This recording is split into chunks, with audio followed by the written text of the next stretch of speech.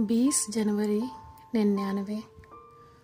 हो तुम हकीकत, फिर क्यों तसब्बुर के रंग भरते हो। 22 जनवरी 1999। आज भी ख्वाबों के तीरगी में रोशनाई सी नाव चली है और तुम हो। 12 फरवरी 1999।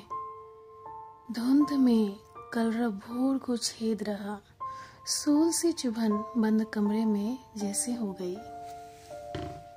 30 मार्च 1999।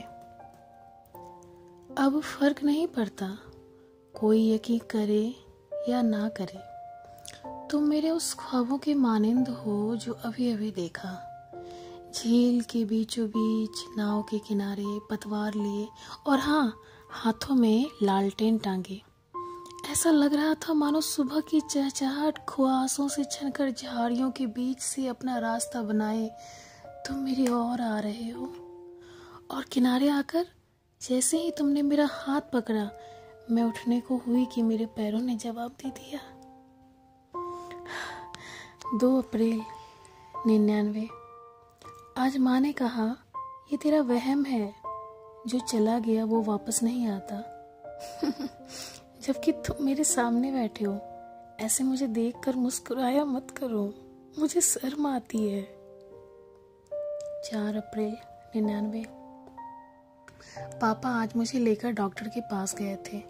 मुझे लगा मेरे बेजान पैरों में जान भरना है, इसलिए ले गए।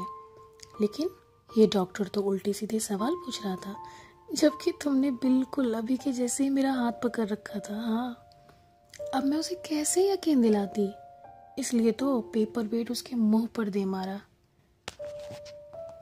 कितना हंसे हम दोनों, और पागल कह के उसने मुझे कमरे में बंद कर दिया। अच्छा ही है, अब हमें कोई परेशान नहीं करेगा। अब हम तुम हमेशा साथ रहा करेंगे, है ना। 10 अप्रैल 1999। इस तरह घसीटा मत करो, थक जाती हूँ मैं। तुम्हें पता है ना, मेरे पैर बेकार हो चुके हैं। मेरे कंधे पर चोट आ गई।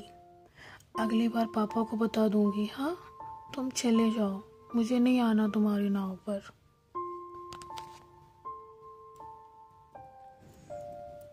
17 मई 1999।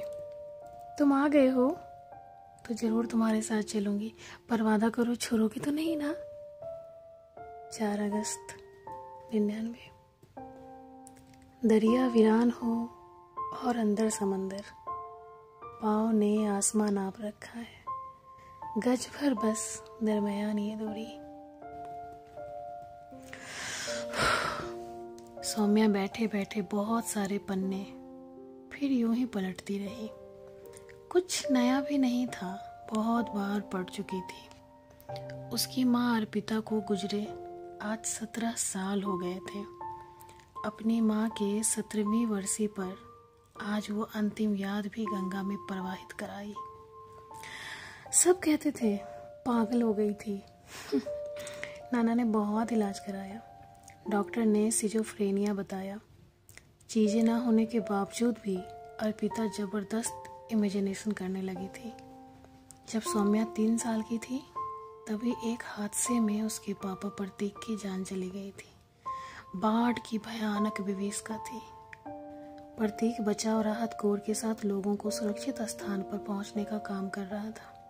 तभी अचानक उसका पैर किसी नुकीली चीज में फंस गया। लाइफ जैकेट पहनने के बावजूद उसके पैरों ने धोखा दे दिया। इधर प्रतीक की खबर सुनते ही अर्पिता के पैर ने जवाब दे दिए। पैर ठीक होने के बावजूद वो मान बैठी थी कि अब वो कभी चल नहीं सकती। धीरे धीरे उसकी तबीयत और बिगड़ने लगी। अर्पिता हर जगह प्रतीक को इमेजिन करने लगी और फिर एक दिन अपनी ही जान ले ली। आप सब जरूर बताइएगा आपको ये कहानी कैसी लगी। इसे पूरा सुनने के लिए बहुत बहुत धन्यवाद आप सभी का।